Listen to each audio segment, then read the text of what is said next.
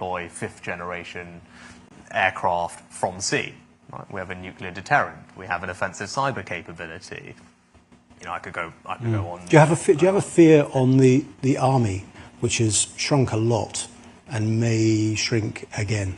Yeah, so the army will have a total force capacity of 100,000 split between regular and reserves. Now, the Defence Secretary is currently in the process of reviewing that, and there'll be a Defence Command paper which will be issued shortly, which will talk through all that. But ultimately, my job is not to second guess the decision that our military chiefs are making. What I can say, and what we've delivered as a government, is record defence uplifts and a trajectory of increasing defence expenditure. And everyone should feel very good about that in absolute terms and relative to all our allies.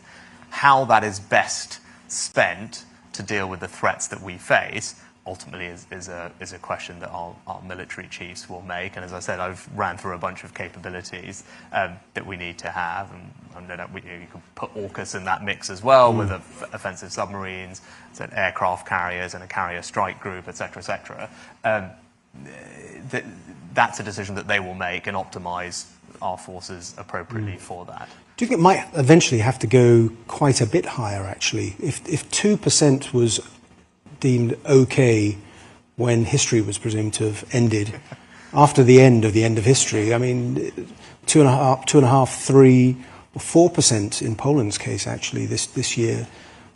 Are we not, as democracies, getting more into that sort of level of spending being required? Well, again, I just go back to what I said.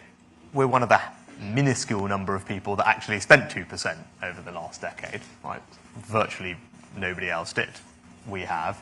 We're spending more than 2% already, so we're up to 2.25% on an increasing trajectory to 2.5% as the fiscal and economic conditions allow. And because I think that's reflective of the threat environment having changed, as you said, right? We face a more volatile and uncertain world. We can see that. It's right that we're investing to protect ourselves. But as I said, it's not just about the quantum, it's about how we're deploying it. And again, whether it's with the army, there's a plan called Future Soldier, which talks about a more lethal, more agile, more deployable armed forces, as well as just the quantum of them, right? And that is a relatively new way of thinking about it.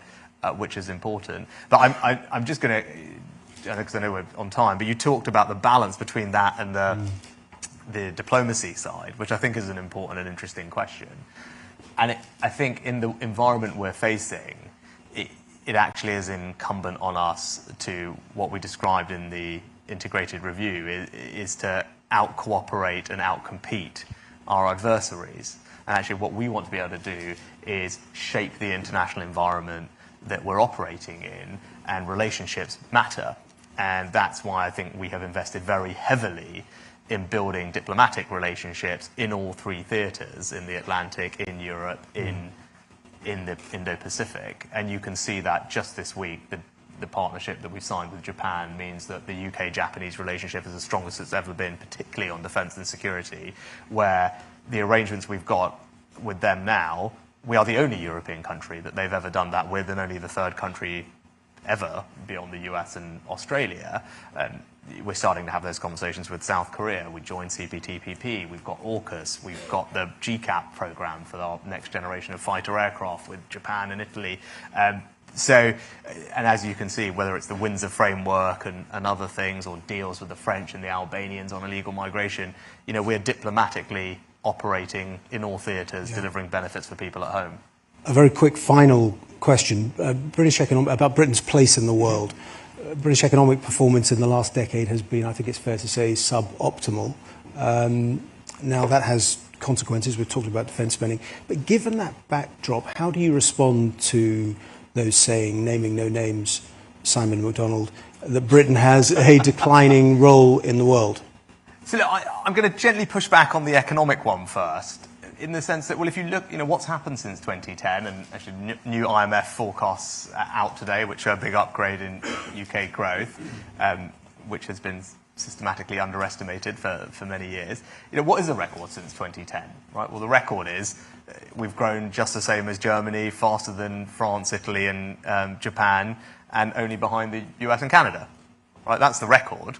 Right. Is that suboptimal? Great. Of course Of course, we always want more growth, but out of all the people who have to import energy, we're top of the pack with Germany. So that's the record on growth. And during that time, what else have we done? The Chancellor had an excellent op-ed recently, which kind of went through some of the greatest hits. We've created Europe's largest life sciences sector. We've got one of the world's best creative industries. We've, clean growth we've got the second largest installed base of offshore wind. We've got strength in financial services that's world leading, and I could keep going. We've created more unicorns and digital investment in this country than France and Germany combined, right? So that's the economic record, and we should actually feel very good about it. And when I was in Japan last week, what did we announce? £18 billion of new investment into the UK from Japanese companies. Enormous vote of confidence in us. Just a few months ago, PwC did a survey of 1,000 global CEOs, more than that, actually, a few thousand from 100 different countries, asking about investment destination. Number one European destination? UK. Third globally behind the US and China, right? So that's the economic side of it. Look, on these narratives, and I addressed this in Parliament yesterday, and if people can have a look at my statement, what have we achieved in the last 6 months, right? Windsor Framework. New deal with the French in a summit, the likes of which we haven't seen for years. New deal with Albania to strengthen our ability to deal with illegal migration. We've got CPTPP, first European nation to exceed. The GCAP program for the next generation of fighter aircraft with Italy and Japan. We've got the Japanese defense deal that we've just signed. We've got AUKUS, incredible, unprecedented defense partnership with Australia and the US. We've got our leadership on China and probably most importantly our leadership on Ukraine, not just with hard support, but also leading the conversation from an intellectual perspective about the right way to try and resolve this conflict and make sure that Ukraine is successful. That's what we've just done in the 6 months. And I don't know how you can look at any of that, as I said, operating in the Atlantic, in Europe, in the Pacific, delivering benefits for people at home, whether it's tackling illegal migration, creating jobs, growing businesses. How can you look at any of that and say that Britain is not anything other than confident, free, and doing great stuff that's making an enormous difference in the world? That's what I see when I look at our foreign policy, and having spent a week with people from around the world, I think that's what they recognise too. Britain is absolutely delivering, not just internationally but domestically. We're a respected ally, and we're doing something that I don't believe any other country could do. And the best way to think about it is that in the space of about 10 days, I went from having the first Anglo-French summit we've had in years, very successfully, then going to San Diego to sign AUKUS with two of our Five Eyes partners, Australia and America, and then a week later we acceded to CPTPP as the first European nation to do so. Right? Which other country could do all those three things? Right. I'll leave that to you, but I think there you go. I mean, that's the case. So. On that optimistic note, Prime Minister, thank you for joining us at the London Defence Conference, the Prime Minister. Thanks very much.